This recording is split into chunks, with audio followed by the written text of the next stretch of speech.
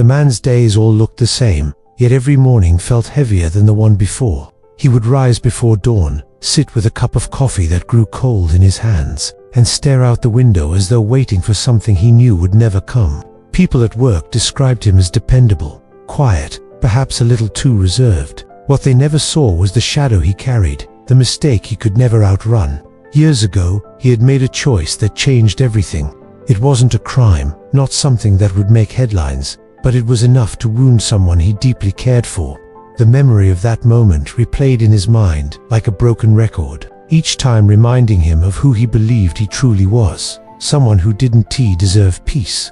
No matter how many years passed, the weight did not fade. It grew, like roots wrapping around his chest, keeping him from breathing freely. Friends drifted away, not because they stopped caring, but because he had built walls too high to climb. Invitations were declined, conversations cut short, and slowly, people stopped trying. He convinced himself that this was the way it should be.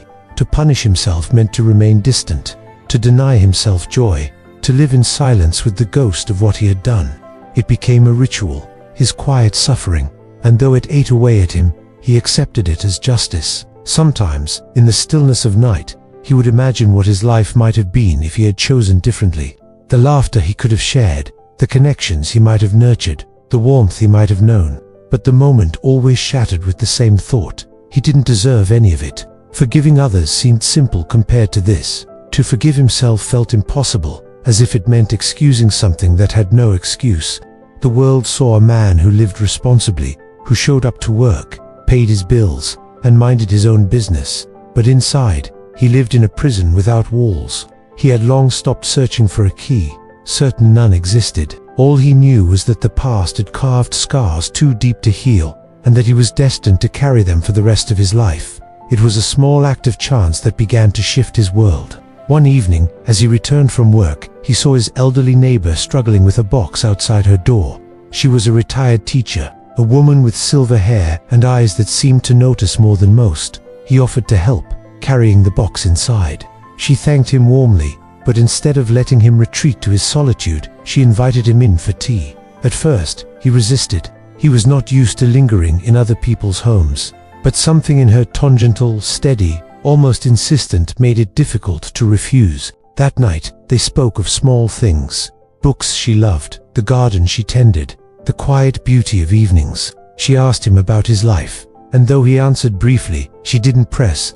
Instead, she listened with patience, as though she understood that silence had its own story. Days turned into weeks, and their meetings became more frequent. Sometimes he helped her with groceries, other times they simply shared tea. Slowly, he found himself speaking more, not about the mistake that haunted him, but about the emptiness it left behind. She listened without judgment, her presence like a steady light in the dim corridors of his mind. One evening, after a long pause, she said softly that people often confuse punishment with penance, but they are not the same. Punishment traps you in the past, while penance allows you to grow from it. Her words lingered in him long after he returned home. For the first time, he questioned whether his silence and suffering truly honored the one he had hurt, or if it only deepened his own chains. The thought unsettled him.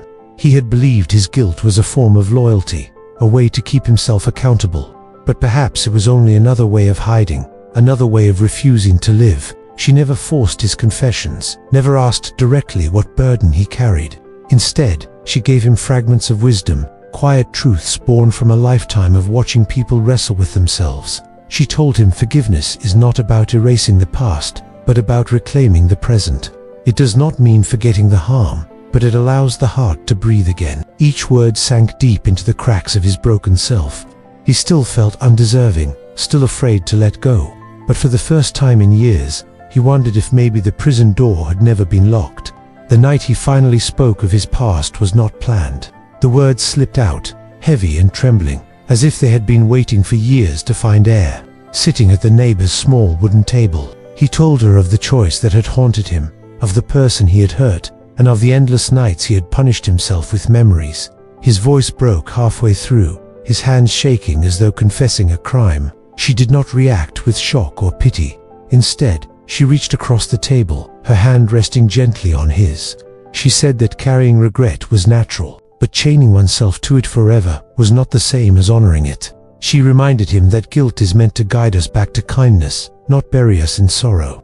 He listened, unsure whether to believe her, but something inside him stirred. It was not relief, not yet, but a small crack in the walls he had built. In the days that followed, he thought about her words constantly. Forgiving himself still felt like betrayal, as though letting go meant dismissing the pain he had caused. But slowly, he began to see that forgiveness was not denial. It was a way to acknowledge the wound while choosing not to let it define every breath he took. He realized that by refusing to forgive himself, he had stopped living long ago. The person he had hurt would never have wanted that for him. One evening, he stood before the mirror, staring into his own tired eyes. For years, he had looked at that reflection with contempt, seeing only the man who failed. But this time, he spoke quietly to himself. He admitted his mistake, acknowledged the harm it caused, and then, with tears slipping down his face, he said the words he thought he would never be able to. "I forgive you." The release was not dramatic, no sudden burst of joy. Instead, it was gentle, like a tight knot, finally loosening. He felt lighter, as though the air filled his lungs differently. The past did not disappear, but it no longer crushed him. For the first time in years, he allowed himself to imagine tomorrow not as a sentence to be endured, but as a chance to live. As he walked home from his neighbor's house that night, the world looked unchanged. The streets were the same, the buildings the same, the evening air carrying the same chill. But inside him, something had shifted. Forgiving himself had not erased his pain, but it had given him back his life. Sometimes the greatest battles we fight are not with others, but within ourselves. To forgive yourself is to accept that you are more than your worst mistake, that your story does not end in regret, but can continue in hope. This man's journey reminds us that healing begins when we loosen the grip of guilt and allow compassion to enter. If you've ever carried a weight too heavy to bear, perhaps it is time to whisper those same words to yourself. If this story touched you, consider liking, sharing, commenting, and subscribing for more stories that inspire.